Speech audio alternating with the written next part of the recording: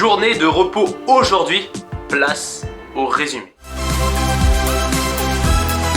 Bonjour et bienvenue sur cette toute nouvelle vidéo, c'est Mayol de la chaîne Culturia et c'est un plaisir de vous parler aujourd'hui. Et aujourd'hui on se retrouve pour le nouveau résumé de la deuxième semaine du Tour de France 2022. Au sommaire de cette vidéo, nous aurons les différentes étapes les unes après les autres et mon top 5 des meilleurs coureurs de cette semaine.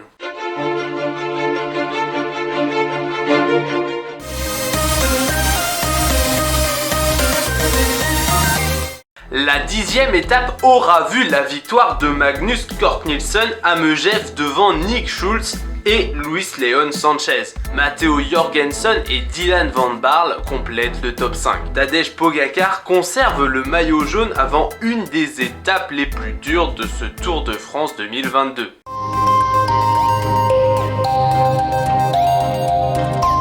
Le col du Granon et ses terribles pentes aura tenu toutes ses promesses. Jonas Vingegaard et la team Jumbo-Visma aura peut-être fait basculer ce Tour 2022 grâce à Wout van Aert et Primož Roglič.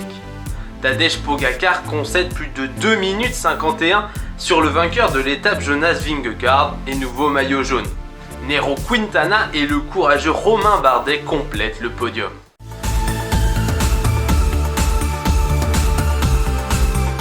L'arrivée à l'Alpe d'Huez a permis à l'échappée de s'imposer avec Thomas Pidcock devant Luis Meintjes et le renaissant Christopher Froome. Nelson Powless et le duo d'inséparables de Tadej Pogačar et de Jonas Vingegaard complètent le top 6. Jonas Vingegaard conserve donc le maillot jaune.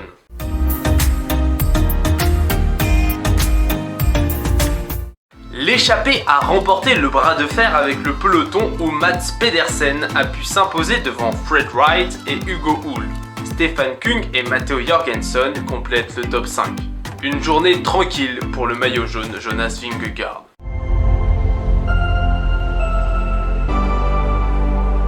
La 14e étape aura vu la victoire d'un sensationnel Michael Matthews devant Alberto Bettiol et Thibaut Pinot. Marc Soler et Patrick Conrad complètent le top 5. Journée tranquille pour le peloton avant la montée Jalabert où Tadej Pogačar met le feu aux poudres, mais Jonas Vingegaard ne sort pas de sa roue. David Gaudu montre qu'il est en forme.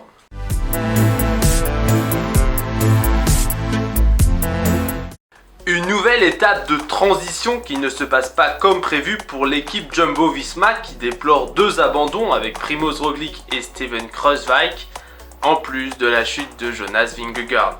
Aucune échappée ne peut prendre le large après que Nils Politt et Mikael Honoré ne soient repris. Alexis Goujard et Benjamin Thomas tentent le coup à 2 au sommet de la dernière difficulté. Benjamin Thomas ne sera repris que dans le dernier kilomètre où Jasper Philipsen s'impose devant Wout van Aert et Mads Pedersen.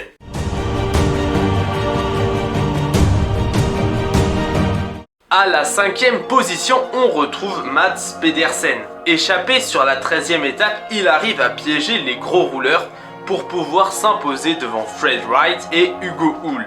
À la 4e position, on retrouve Romain Bardet. Exceptionnel sur l'étape du Granon où il termine 3e de l'étape, il n'aura cédé que 30 secondes sur les étapes suivantes, en grande condition. À la 3e position, on retrouve Luis Meintjes. 2e à l'Alpe d'Huez en échappée, il prend une 2e échappée amende qui lui permet de rentrer dans le top 10 du classement général. À la 2e position, on retrouve Thomas Pidcock. Vainqueur surprise à l'Alpe d'Huez, il réalise un premier Tour de France remarquable, en étant toujours dans le top 10 du classement général à une semaine de l'arrivée à Paris. Et à la première position, on retrouve Jonas Vingegaard. À l'attaque dès le col du Télégraphe avec son équipe sur la 11e étape, il réussit à empocher le maillot jaune avec une belle avance en s'imposant au sommet du col du Granon.